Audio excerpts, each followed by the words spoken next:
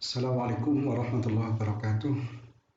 Baik, siswa-siswi SMK khususnya. Pada kali ini materi kita adalah komputer dan jaringan dasar, mata pelajaran komputer dan jaringan dasar. Adapun kompetensi dasar yang kita pelajari adalah 3.4 menerapkan konfigurasi BIOS pada komputer. Yang 4.4 melakukan setting BIOS.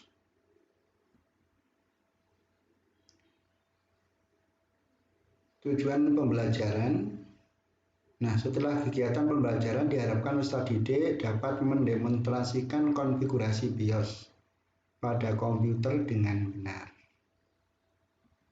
Yang kedua, setelah kegiatan pembelajaran diharapkan peserta didik dapat mempraktekkan konfigurasi BIOS pada komputer dan dengan tepat.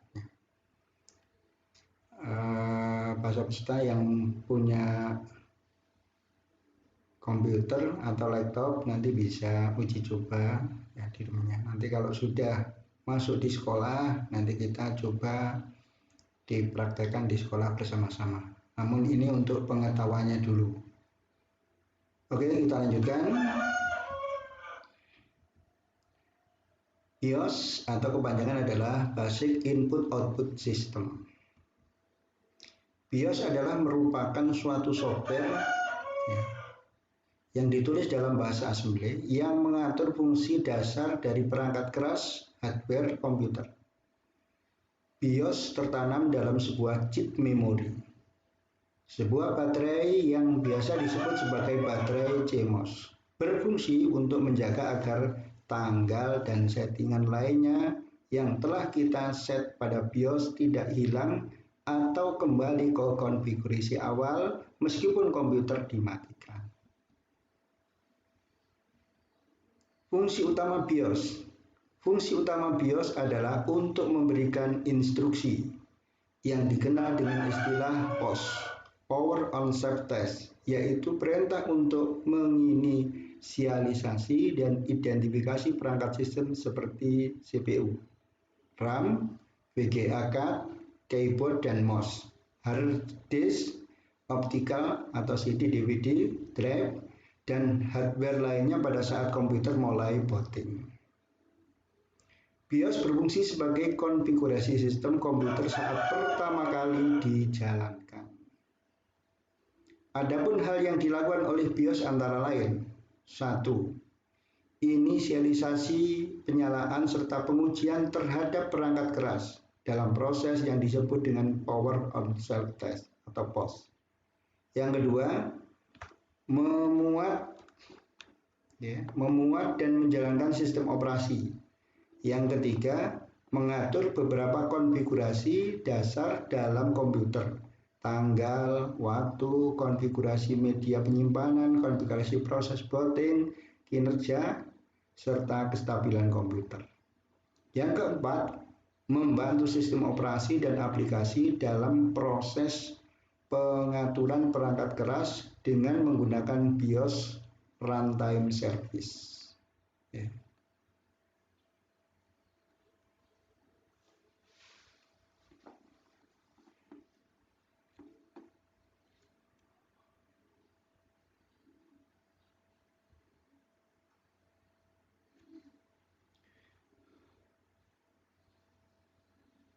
Yang berikutnya, cara akses BIOS. Cara akses BIOS dapat kita lakukan dengan menekan tombol tertentu, biasanya tombol delete atau F2. Pada keyboard pada saat pertama kali komputer dinyalakan, akan terdapat tulisan misalnya press F2 to enter setup. Maka langsung saja kita tekan tombol F2 berulang-ulang.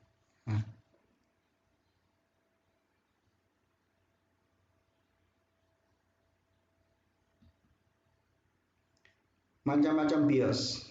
Yang pertama, AMI, American Megatrend Inc. AMI BIOS dikembangkan dan dijual oleh Megatrend Amerika. American Megatrend adalah satu pihak ketiga produsen BIOS motherboard juga memproduksi sendiri, meskipun dalam volume yang relatif kecil. Pada tahun 2002, AMI BIOS adalah yang paling populer BIOS firmware untuk PC. Ini contohnya, konfigurasinya.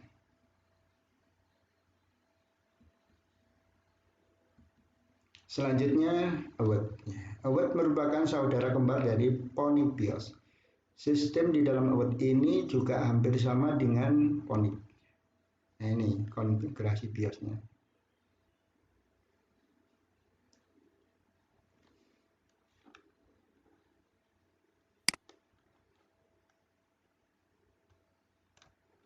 Oke.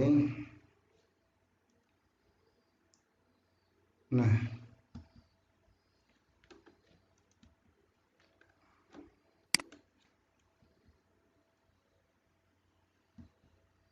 selanjutnya PONIC. PONIC merupakan salah satu pabrikan BIOS yang dipakai di Indonesia. Produk PONIC biasa disebut sebagai BIOS Basic Input Output System atau firmware. Dukungan dan mengaktifkan kompatibilitas, konektivitas, keamanan, dan pengelolaan berbagai komponen dan teknologi yang digunakan dalam perangkat tersebut. PONIC Teknologi dan IBM mengembangkan Torito standar. Nah, ini contoh BIOS PONIC ya.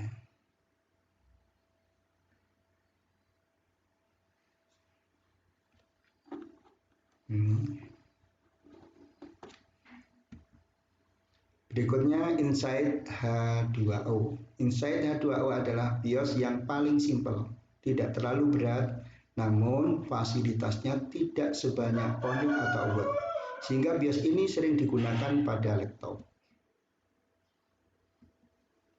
Insight H2O.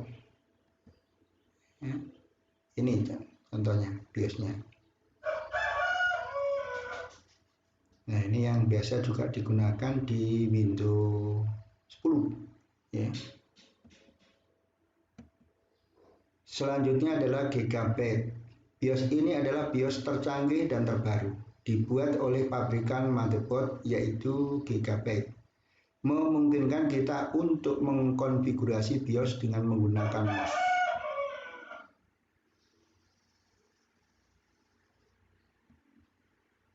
Gigabyte, nah ini BIOSnya. Jadi ini bisa kita menggunakan mouse. Kalau yang lain tidak, ya. Jadi kita menggunakan tombol keyboard.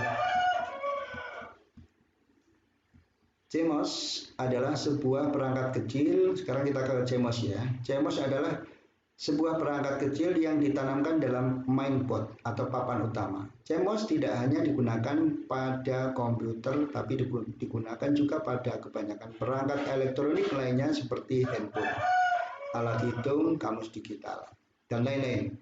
CMOS atau biasa juga disebut dengan CMOS RAM merupakan sebuah baterai yang digunakan oleh BIOS untuk tetap aktif meski tanpa aliran listrik. Di setiap motherboard terdapat satu baterai CMOS yang terpasang di tempatnya. Dengan ciri berbentuk bulat, ya. Dengan ciri berbentuk bulat, sama seperti baterai yang digunakan pada jam tangan. Lebih spesifik CMOS. Ya.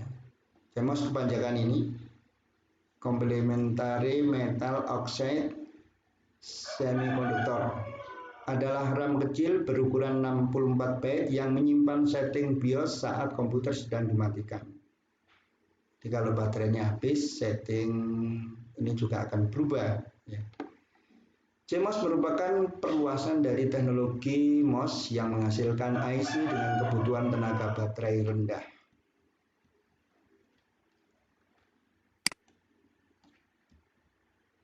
Nah, ini gambar CMOS ya, ini 3 volt. Ini bisa dilepas. Fungsi utama CMOS. Fungsi utama CMOS adalah untuk menyimpan masa komputer atau time setting dan untuk menyimpan BIOS setting. Tenaga yang dikonsumsi sangat kecil. Oleh karena itu, Baterai CMOS bisa digunakan sampai lebih dari 5 tahun. Jika baterai CMOS habis atau diputuskan, maka akan terjadi gagalnya penyimpanan konfigurasi yang mengakibatkan kembalinya ke konfigurasi awal pabrik. Contoh, konfigurasi tanggal komputer kembali ke tahun 90-an.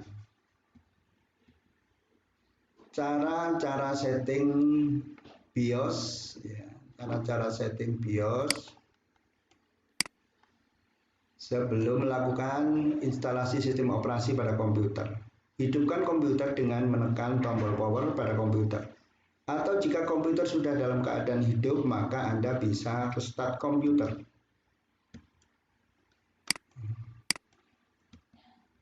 Dua, setelah komputer menyala pertama kali, tekan tombol delete secara terus-menerus untuk bisa meload tampilan BIOS komputer. Nah,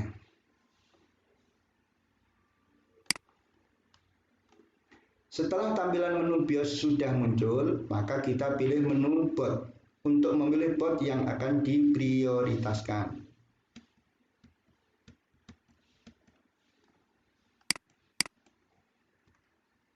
Keempat, kemudian pilih boot device priority lalu enter untuk memilih perangkat yang diprioritaskan. 5. Jika menggunakan CD-ROM, maka pilih CD-ROM pada satu set boot device. 6. Selanjutnya tekan F10 untuk menyimpan dan keluar. Atau Anda bisa mengikuti petunjuk yang ada di bawah atau samping menu BIOS. 7. Kemudian komputer akan restart dengan sendirinya. Komponen BIOS. BIOS tersusun dari beberapa bagian komponen. 1. BIOS setup. Program untuk merubah konfigurasi dasar komputer yang terdiri dari bermacam menu yang kadang cukup rumit untuk mengaksesnya.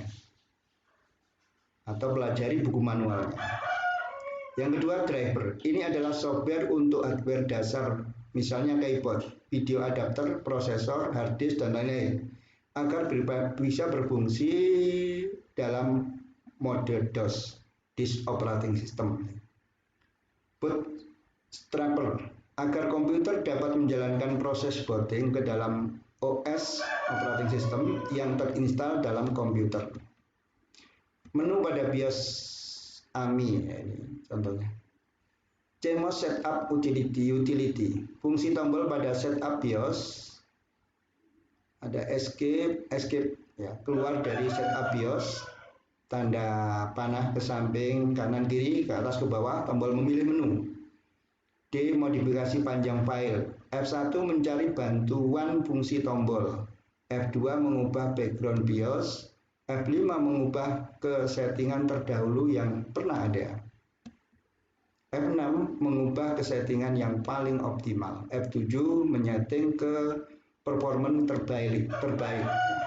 F10 keluar dari setup BIOS dan menyimpan hasil settingan.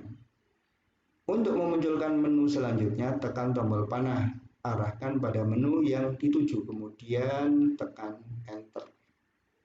Menu dalam BIOS ada standar CMOS setup, advanced setup, power management setup, PCI, PNP configuration, load optimal setting, load best performance setting, fusion setup, CPU panel setup, hardware monitor, change password, exit.